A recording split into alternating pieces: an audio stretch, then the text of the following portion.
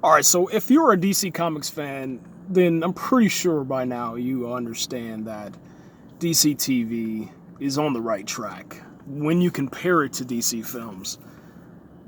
Maybe it's because of the success rate, from everything from Smallville going forward, but if you're watching DC TV, you're not going to be dissatisfied. Well, obviously, unless you're watching Arrow, and then after that, yeah, you're gonna be pretty pretty upset. But Arrow's ending, and they have this thing called Crisis on Infinite Earths. It's gonna be a crossover, and Tom Welling is back, Erica Durance is back, and then we got the notice on social media that Lex Luthor is not returning, and the reason why is because Warner Brothers once again hasn't learned a thing from Marvel Studios. And that is that you always pay your talent. If you don't pay your talent, they're not going to show up. And let's just imagine for a second, man, that Robert Downey Jr.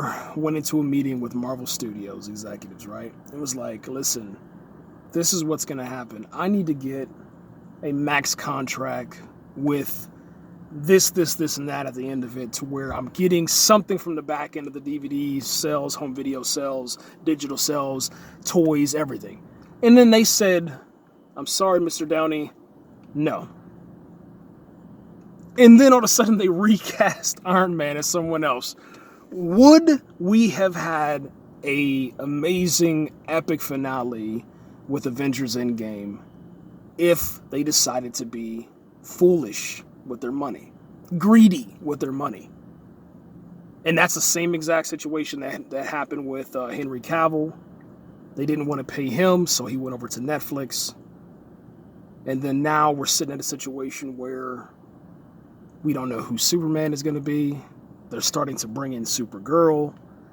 And now we're going to this epic crossover event that's bringing back every Superman that you've ever loved, minus Dean Cain, unless he just decides to pop in or something like that. But it's bringing back all the good ones. Finally bringing back Smallville. And we don't get an opportunity to see Lex Luthor return because Warner Brothers won't pay him the money. And that's from his mouth. They called him with short notice. He was at a situation with his family that he had to care for somebody that was in the hospital. So obviously, there was a lot of stuff going on with him, and money talks at that moment. They wanted him to immediately hurry up, with his agent and be like, yo, listen, it's either yes or no. Are you going to do it or are you going to not? And he had no other choice but to say no.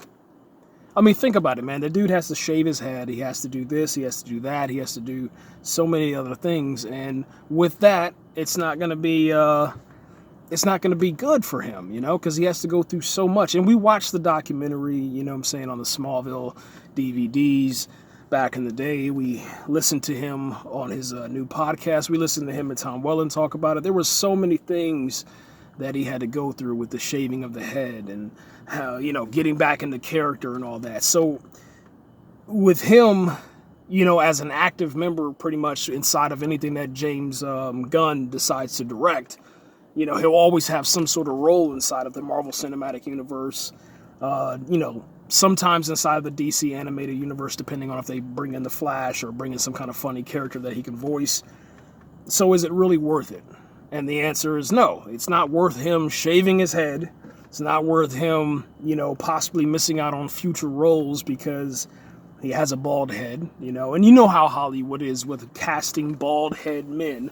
Whether it's bald head black men or bald head white men, there's a thing. They just don't like it. Unless you're Dwayne "The Rock" Johnson, and, then they obviously will make a little bit of flexibility inside that issue. But, man, I'm kind of disappointed. I don't want to be stuck with the Supergirl Lex Luthor, because that he's going to come back, and they did a great job. I'm going to tell you right now, the Lex Luthor, I don't like his performance or anything like that, but as far as the suit, they did a great job inside of Supergirl, man. Finally giving us a version of that we can look at, and obviously, that Zack Snyder was supposed to do that with Jesse Eisenberg, but it didn't work out. And I don't think Jesse's ever going to be, shaving his head anytime soon because he's back with Zombieland, so there's no reason for him to even take on that role or even, risk any of that. And the reason why is because, he's making too much money, and Warner Brothers is not going to pay him enough money for him to, once again, shave his head, go through all that. And, so we're stuck. We're stuck with the crossover with Supergirl's Lex Luthor, unless something changes, and I don't foresee it happening. Today's October, I think 4th or 5th.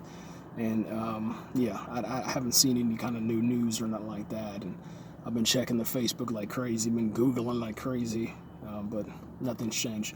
The good news is that, Erica Durance and Tom Welling have shared a photo of Lois Lane and Clark Kent. So we do have that to celebrate, and we do have that to just, geek over. And we just have to wait for the official photos to come in.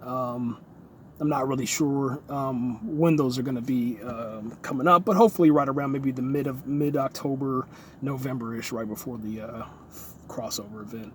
But anyway, guys, that's it, man. That's my thoughts on Lex Luthor's situation, for not seeing Lex Luthor come back with the Smallville reunion. Just keep your fingers crossed, man. Maybe something can change, because it can. Maybe they could put a little cap on him, and then digitally. Nope, never mind. We saw what happened with that with Man of Steel and with Justice League. We're not going to do that. So, but yeah, guys, that's it. Take it easy and share your